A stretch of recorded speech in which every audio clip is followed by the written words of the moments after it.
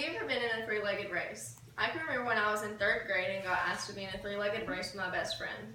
We got on the starting line and got our legs tied together, and I thought, this is going to be easy. We work well together. We started the race, and 3 feet in, we fell over. Well, I thought that us being joined together, that we would be able to walk fast and win the race, but really not at all. It was hard to be conjoined together and get something done. I'm going to do my speech over conjoined twins and talking about the obstacles they face and struggles they go through, but also how they overcome those. The Mayo Clinic studies on conjoined twins says that conjoined twins are formed in the exact same way that normal twins are. One fertilized egg splits into 2. Normal identical twins split between 8 to 12 days, but conjoined twins split between 13 to 15.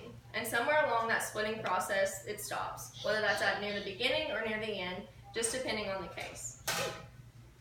The symptoms of telling that you are carrying conjoined twins are none at all. The only way to tell that you are carrying conjoined twins is through an ultrasound.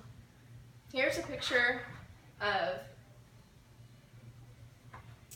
normal twins in the womb, and you can tell that they obviously have 2 bodies, 2 heads, and that they're fully separated. In the next slide, we'll show a video of conjoined twins at 9 weeks, and you'll be able to see right here that they obviously have 2 heads but 1 body, and then also later in the video right here, you can see that right here they have a single heartbeat, which determines that when you have 2 heads, 1 body, and a single heartbeat, you're conjoined. So that's the only way to determine whether or not you're carrying conjoined twins. The University of Maryland Medical Center says that around 40 to 60% of conjoined twins arrive stillborn, and 35% of conjoined twins only survive 1 day, leaving only 5 to 25% of conjoined twins surviving past the 1st day. The Pediatric Education website explains the different types of conjoined twins. Right here we see the Thoracopagus twins, which are conjoined at the upper chest, and they're connected from the clavicle to the sternum. Each twin has its own head, own sets of limbs, but like I said, is conjoined at their chest. They oftentimes share a heart, but it just depends case to case of whether or not they would have their own heart. Amphilopagus twins are connected at the abdomen, and they are connected from the sternum to their groin, and they oftentimes share their liver and portions of their digestive system. And this type of twin makes up about 30% of all conjoined twin cases. Next is the Ichthyopagus twins, and they're formed and connected at the front of the pelvic and the lower of their spine, and they lay 180 degrees flat from one another. And this makes up about 14% of all the conjoined cases twins. And next is the Brachiopagus twins, and they're joined side by side at the torso, and they have separated hands and heads and arms, but they normally have 3 legs. Next is the Diphyllophus twins, and they have 1 body starting at the neck, and they have 2 heads obviously, but everything else they share. And so the twin on the right will share or will control all the right side of the body, and the twin on the left will control all the left side of the body.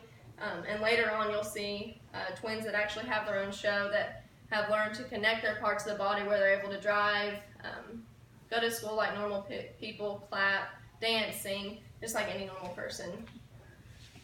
Craniopagus twins are connected by a portion of their skull and share their brain, but they have separate bodies and all their separate limbs.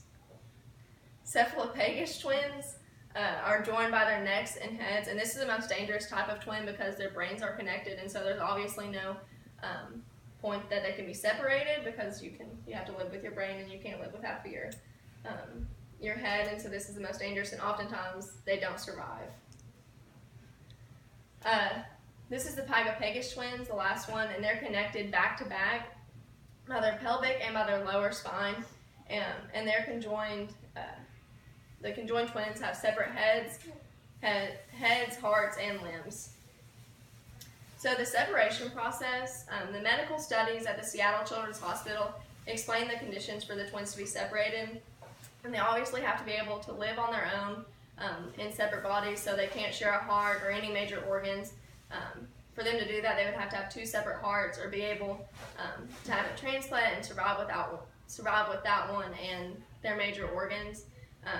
But in reading in the Journal of Medicine and Philosophy, there's an article by Julianne Silvescu from Oxford University, which she discusses the research behind if it's morally correct or not for the parents to get to decide whether or not the twins are separated or conjoined. And in her case study, she's brought together twins that have been separated, but twins that have also stayed together and conjoined, and asked whether or not they wish they were the opposite, or if they're happy with the decision that their parents have made. And her article is basically trying to determine whether or not they just do it what's best for the babies, or if they leave it on the choice of the parents or whatnot. And so that's what her article is determining.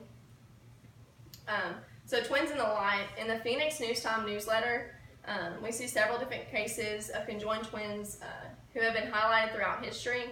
Some of those include Donnie and Ronnie, who are the oldest and longest living conjoined twins in history, and currently they're 66 years old and still living. Abby and Brittany, who I talked about before, they're the two twins who have the same body but different heads, and they had their own show on TLC where they basically just went through the life of growing up and living as a conjoined twin and what that looks like, the struggles and obstacles that they face but also are able to overcome. And then we have Chang and Ing Buckner, who are very successful men and both married a set of sisters, and together they had over 20 kids. And then lastly, Eliza and Mary Calhurst, and they were one of the first cases to be documented of conjoined twins. And in closing, I wanted to talk about a book that's called Conjoined Twins in Black and White. And throughout this book, it discusses the first documented cases of conjoined twins. And through this book, we're able to see the struggles and obstacles that these 4 women face but choose to overcome. And so for anyone that's, whether they're conjoined or not conjoined, they give us an example to follow of being happy with the body that you're in and being satisfied with that, and facing those struggles and obstacles head on and being able to conquer those. I hope that this video and speech have helped you to know more about conjoined twins, and thank you.